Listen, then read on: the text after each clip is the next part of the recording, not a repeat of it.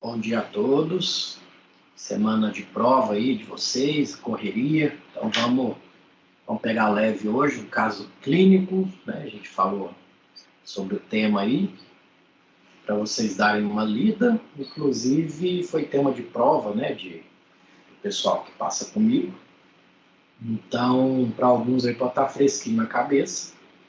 Eu não sei se tem pessoas que estão passando na gastro comigo, que já fizeram esse caso clínico, mas sempre bom para dar uma reforçada, porque eu passei o caso clínico em vídeo, então agora tem a chance de discutir item por item aí. Pode me interromper a qualquer momento para perguntas, tá bom? E eu vou fazer perguntas no transcorrer também aí para interagir com vocês, certo? Então, papo de reto, sempre coloco um pouco da minha rede social, mas vamos ao que interessa aí, né? Temos um paciente que vai dar a chance da gente investigar, revisar a síndrome dispéptica e doença do refluxo. Paciente de 40 anos, feminino, solteira, parda, enfermeira, espírita, natural procedente de Salvador, Bahia. A queixa principal dela, ela chega ao ambulatório referindo queimação no peito há 8 meses. Então, relatou que às vezes essa pirose retroesternal é acompanhada de regurgitação, mais frequentemente durante a noite, melhora momentaneamente quando faz uso de antiácidos, Tomazil em pastilha. Piora quando se deita, logo após se alimentar, ou quando faz a ingesta de alguma comida mais gordurosa, como fast food. Ela relata que sentiu piora do quadro nos últimos 2 meses e aumento da frequência desses episódios, chegando a mais de 4 dias na semana, associados a problemas emocionais e ansiedade que vem piorando. Relata náuseas, na maioria das vezes, que tem esses episódios, ela usa o Dramin para melhorar, apresenta tosse seca há muito tempo, mas não soube relatar especificamente o período de início, nega vômitos, disfagia, odinofagia, hematêmese, perda ponderal e halitose, antecedentes fisiológicos, nasceu de parto cesáreo, sem complicações, um bom desenvolvimento, menarca aos 15, sexarca aos 18, antecedentes pessoais, nega alergias, nega alergias medicamentosas, afirma alergia a camarão, caranguejo, não tem cirurgias prévias, nega diabetes, pressão alta ou neoplasias, e nega o uso contínuo de alguma medicação. De antecedentes familiares, a mãe faleceu de AM aos 70 anos, pai possui diabetes tipo 2 controlada, relata não ter um histórico familiar de doenças gastrointestinais. De hábitos de vida, afirma ter uma alimentação regular, mas nos finais de semana costuma ingerir comidas mais pesadas e gordurosas. Relata tabagismo desde os 20 anos, de cerca de 1 maço por dia. Nega etilismo, uso de drogas ilícitas, afirma realizar caminhadas 30 minutos, 2 vezes por semana. Exame físico dela, bom estado geral, nada no exame geral aí que me diga alguma coisa, cacifo negativo, tórax, expansibilidade normal, cardiovascular. Vamos para o abdômen. Plano, sem abaulamento, sem hérnias, ausência de cicatriz de circulação colateral, ruídos presentes e bem distribuídos.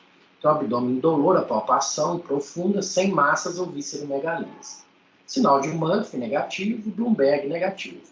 Percussão com timpanismo, sinal de Giordano negativo. Então, primeira pergunta aí para vocês. Qual ou quais diagnósticos sindrômicos você identificou aí na leitura?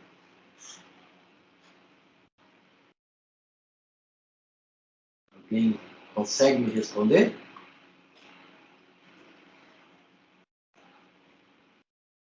Pode chutar, gente. Só para não ficar um monólogo aí, até porque, de acordo com o que vocês falarem, eu vou corrigir ou confirmar.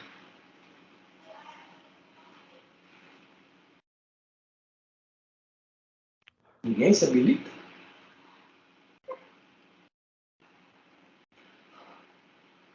Doutor, você fala qual a doença, qual pode ser o diagnóstico, mais os sintomas? Não, diagnóstico sindrômico. O que isso quer dizer? É exatamente o que eu discuto no ambulatório lá na FAMP. Porque vocês não têm ambulatório, né? Então fica um pouco mais difícil de discutir o caso em si. Mas vamos lá, é essa pergunta que eu queria ouvir mesmo. Mas alguém chuta um diagnóstico? Pode chutar. Não, pela essa pirose,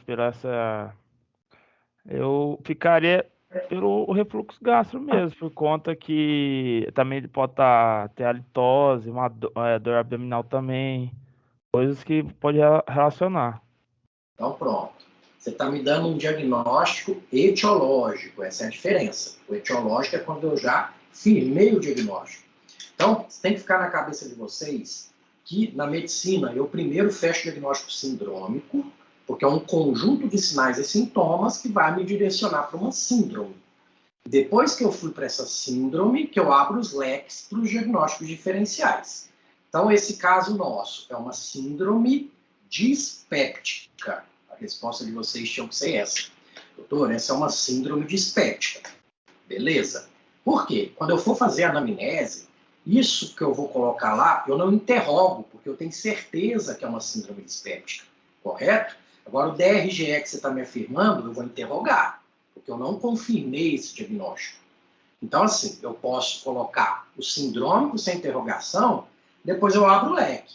DRGE, úlcera péptica, dispepsia funcional, eu posso interrogar tudo, aí os exames vão me confirmar, alguns excluir outros, aí sim eu fecho o diagnóstico etiológico e topográfico, tá? Então é isso, a diferença é essa. E pensando topograficamente, qual que é um outro sintoma muito comum, que é confundido, uma outra síndrome que é confundida, e tem paciente que trata 10 anos do estômago e nunca o médico dela suspeitou de investigar. Vocês têm ideia?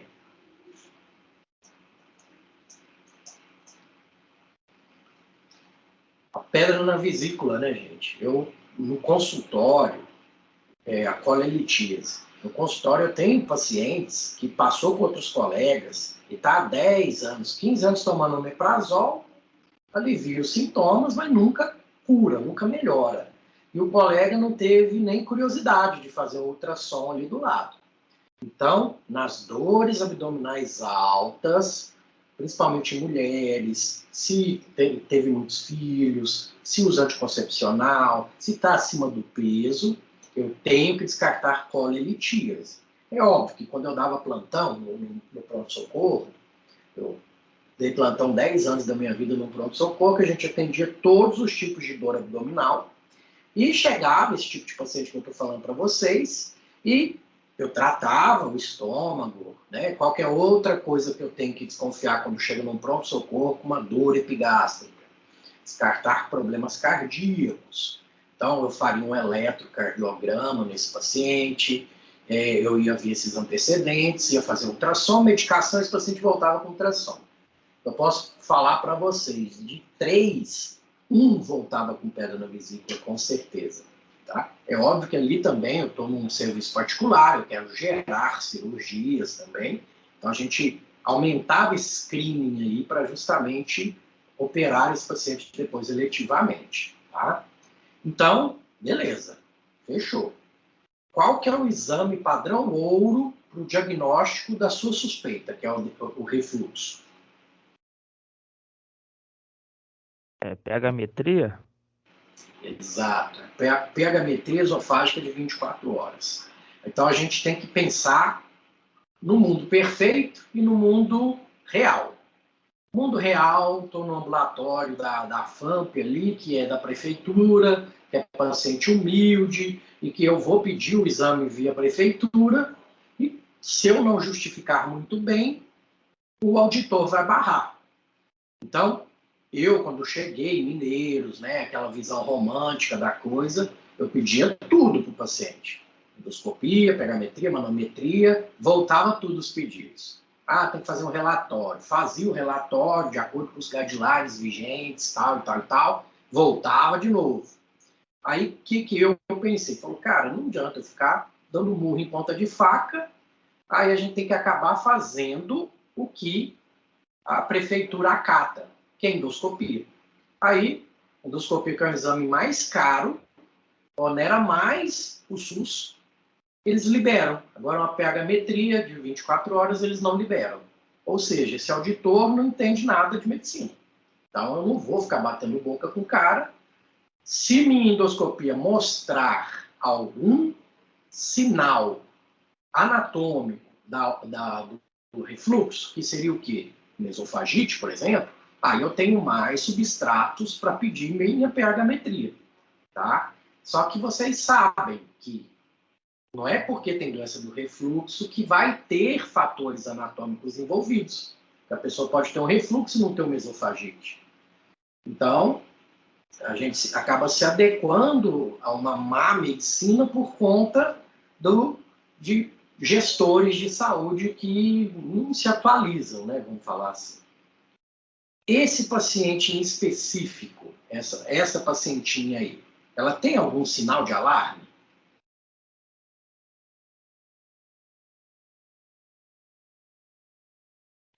Sim ou não?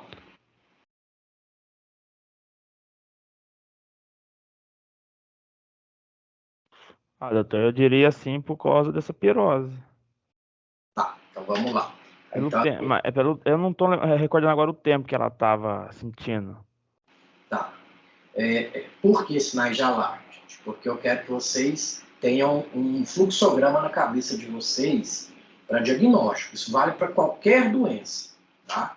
Sinal de alarme em um caso agudo, que não é o caso dela, então pensa aí, o paciente que você está suspeitando de apendicite, colecistite, sinal de alarme nesse paciente são sinais que me remetem a sepse e sinais que me remetem a desidratação. Então é isso que eu busco no pronto-socorro, que é o que está colocando a vida eminentemente desse paciente em risco, certo?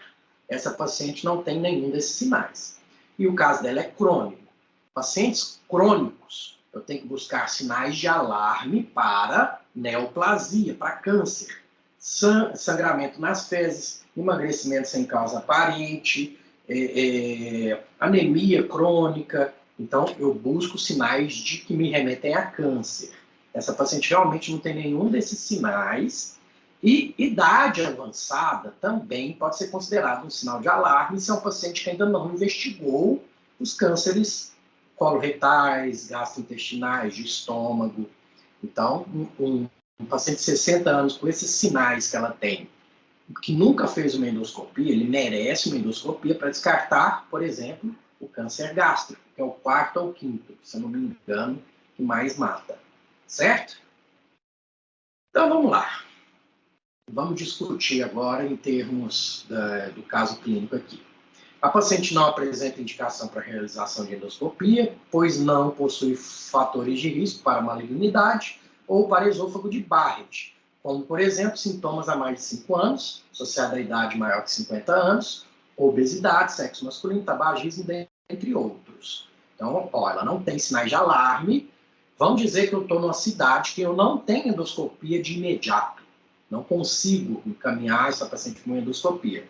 Eu vou fazer um tratamento empírico, o paciente volta com 1 mês, melhorou, beleza, vou só acompanhar essa paciente para ver se não surge sintomas de alarme. Não melhorou, aí eu tenho argumentos para pedir uma endoscopia para ela, tá? Só que a gente sabe que fora não é bem isso que a gente vê, né? O paciente já senta na minha frente pedindo uma endoscopia. Doutor, eu vim para você me dar um pedido de endoscopia. Fala, não, mas vamos conversar, o que você tem? Não, eu tenho um convênio, eu quero usar. Então, para eles, endoscopia é igual ir passear no parque, entendeu? Eles não sabem dos riscos, que são pequenos, a gente sabe que são pequenos, mas o negócio banalizou desse jeito. Então, além disso, a paciente traz uma clínica bastante sugestiva de DRGE, ela tem sintomas típicos como pirose há mais de 2 semanas, regurgitação, principalmente à noite, e após a ingestão de alimentos gordurosos. Portanto, não iremos solicitar exames complementares. Pronto. Você embasou aí sua opinião. O diagnóstico é clínico, neste caso, mas vamos revisar algumas características dos exames para DRGE? Vamos lá. Endoscopia. Permite visualização direta da mucosa e aumenta a acurácia diagnóstica nos casos de DRGE erosiva.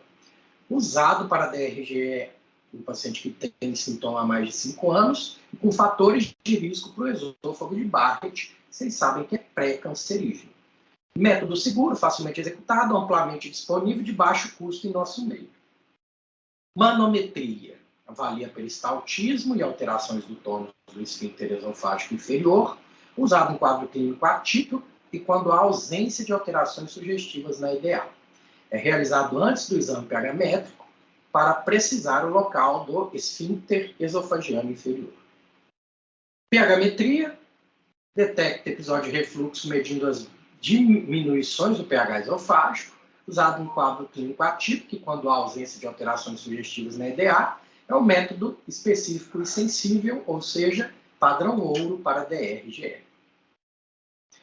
E qual a fisiopatologia da doença? Doença é a condição que se desenvolve quando o refluxo do conteúdo procedente do estômago provoca sintomas desagradáveis e ou complicações.